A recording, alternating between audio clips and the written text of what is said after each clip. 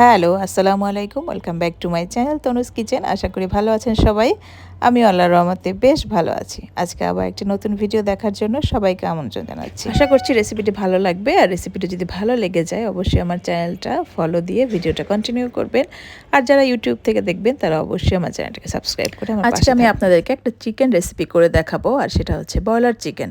আসলে broiler chicken নিয়ে আমাদের অনেক অ্যালার্জি আছে। আমরা সবাই ব্রয়লার চিকেনটা তরকারিটা খেতে চাই না, একটা স্মেল আসে কিংবা ভালো লাগে না। কিন্তু আজকালকার বাচ্চারা কিন্তু ব্রয়লার চিকেন খেতে খুব বেশি পছন্দ করে।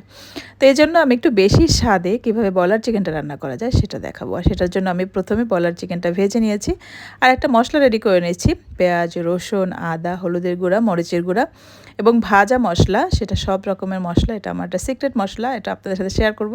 আর জিরার গুঁড়া এবং লবণ দিয়ে সব কিছু একসাথে আমি ব্লেন্ড করে নিয়েছি। আমি কিন্তু এর বাইরে আর কোনো মশলাই দিব না, এবং আমি সুন্দর করে আলু এবং চিকেনটাকে ভেজে নিয়েছি।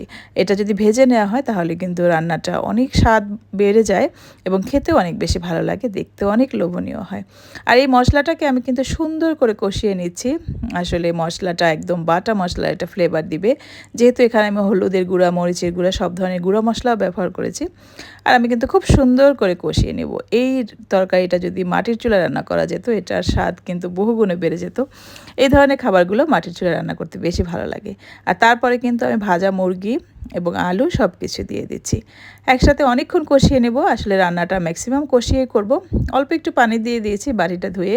আসলে বেশি পানি দিতে হবে না। তারপরে আমি আরও কিছুক্ষণ কষাবো এই পানিটার সাথে। এই রান্নাটা মূলত আমি কষিয়ে কষিয়ে করব, কারণ ব্রয়লার চিকেন এবং আমি দেশি চিকেনও কিন্তু খুব কম পানি ইউজ করি যদি সেটা কষানো মুরগি হয়। আর যেটা ঝোলের করব সেটা কিন্তু আলাদা। এই যে আমি একটু পানি দেওয়ার পরে কিন্তু আরও বেশ খানিকটা সময় একদম মিডিয়াম আঁচে কষিয়ে নেব। খুব বেশি জাল করা যাবে না। খুব বেশি জাল করলে কিন্তু জিনিসটা পুড়ে যাবে এবং যে একটা অরিজিনাল যে একটা টেস্ট ওটা কিন্তু আসবে না। জালটা মিডিয়ামে রেখে বেশিক্ষণ কষিয়ে নিলে আমার মনে হয় যে কোনো তরকারির স্বাদটা কিন্তু ভালো আসে। আর ব্রয়লার চিকেনের ক্ষেত্রে তো একটু আলাদা, এই রান্নাটা একটু সেনসিটিভ। তো এই যে আমার কষানোটা মোটামুটি হয়ে গিয়েছে, আর আমি আর কষাবো না। আমি এখন ঝোলের পানিটা দিয়ে দিব। বেশ কিছুটা পানি দিব, কারণ আলু আছে।